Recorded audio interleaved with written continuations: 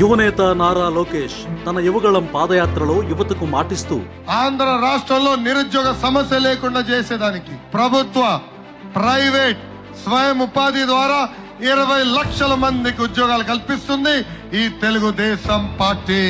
ఇన్ని ఉద్యోగాలు ఇవ్వాలంటే ఎన్ని పరిశ్రమలు రావాలి? అందుకే అధికారంలోకి వచ్చిన తక్షణమే పెట్టుబడులు ఉపాధి కల్పన సబ్ కమిటీ చైర్మన్ గా బాధ్యత తీసుకొని ముఖ్యమంత్రి చంద్రబాబు గారితో కలిసి పెట్టుబడుల వేటను మొదలుపెట్టారు. అదే సమయంలో ఆర్సెల్ఆర్ మిట్టల్, జపాన్కు చెందిన నిప్పాన్ స్టీల్ సంస్థలు సంయుక్తంగా ఇండియాలో పెట్టుబడులు పెట్టేందుకు ఆసక్తిగా ఉన్నాయి.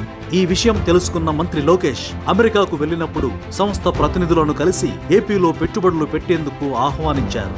ఆ తర్వాత నవంబర్ మొదటి వారంలో Aditya and I agreed about Andhra Pradesh on one Zoom call. I knew Adit for a long time, so I reached out to him. He said, "Okay, let's do a Zoom call." He had 3 specific asks. 2 of them had to do with the government of Andhra Pradesh, one with government of India. So our call was at 6:30 in the evening, and I said, normally I meet the Honorable CM in the morning at about 9:30. I said, I'll talk to him. I'll give you an update. 10:30, I said, all 3 are done. ఆ ఒకే ఒక్క Zoom call తో AP పారిశ్రామిక ముఖ చిత్రాన్ని మార్చేసే డీల్ను పట్టేశారు. అనకాపల్లి జిల్లాలో 1,50,000 కోట్లతో integrated steel plant ఏర్పాటు చేసేలా ఒప్పించారు.